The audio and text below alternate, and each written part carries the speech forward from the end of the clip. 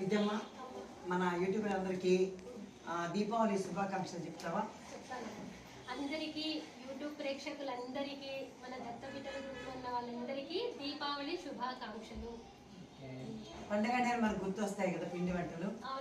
పండగ అంటేనే పిల్లలకి చాలా ఆనందం. అందులో టపాకాయల పండగ కదా, అది వాళ్ళకి ఆనందం అయితే మన ఆడవాళ్ళకి అందరికి అబ్బా పిండి వంటలు చేసేయచ్చు అని. కానీ నిజం మాట్లాడితే పిండి వంటలు ఇప్పుడు ఇంట్లో ఎవరు చేయట్లేదు కదా కదా, బిజీ షెడ్యూల్ అయిపోయింది. నాకైతే మా నాగలక్ష్మి ఉంది, మరి చాలా అద్భుతంగా చేస్తుంది. తను కూడా వస్తాను అని చెప్పేసి అందనమాట. తను కూడా వచ్చేస్తుంది అనమాట. మనం మాట్లాడుకుంటుంటే తను కూడా వచ్చేస్తుంది. తను కూడా చాలా మంచి పిండి వంటలు చేస్తుంది. ఒకసారి తను కూడా మన యూట్యూబ్ పరిచయం చేస్తే వాళ్ళు ఎవరైనా కావాలని తన నెంబర్ ఇస్తే తను కూడా తెప్పించుకుంటారు కదా, చాలా అద్భుతంగా ఉంటాయి అనమాట.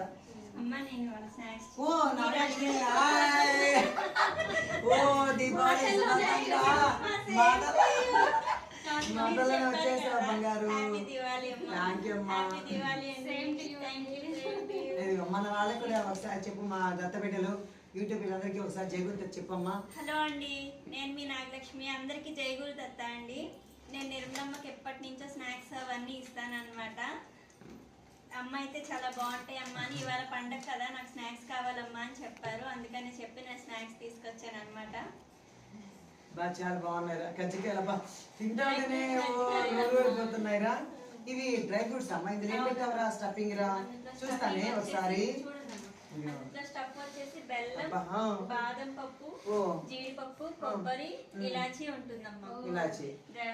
ఈ స్టఫింగ్ వచ్చేసి కూడా జీడిపప్పు, బాదం పప్పు పొడి, బెల్లం కలిపి అలా పెడతానమ్మా నేను. బాగుంటాయి అమ్మ, చాలా బాగుంది కదా. ఎందుకంటే పిల్లలకు కూడా హెల్తీ. ఇంకా కారపూస కూడా మీరు చెప్పారు కదమ్మా. దీని ముందు దీన్ని చూసిన తర్వాత బాగుంటే మళ్ళీ మేము అది కూడా చూడాలి కదా. చాలా బాగున్నాయమ్మా, చాలా బాగున్నాయి.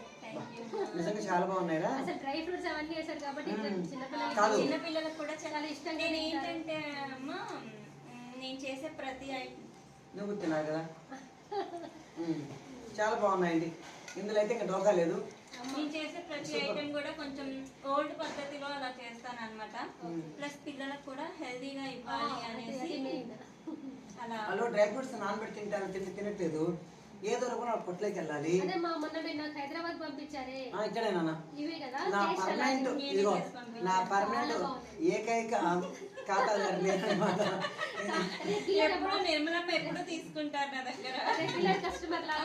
నేను చాలా తక్కువ ఇలాంటి తినేదంతా, కానీ నాకు చక్కగా ఇంటికి వచ్చిన పిల్లలకి ఇంటికి పెట్టాడు చివరికైనా పంపించవచ్చు కదా అని అలా తీసుకుంటాను నేను.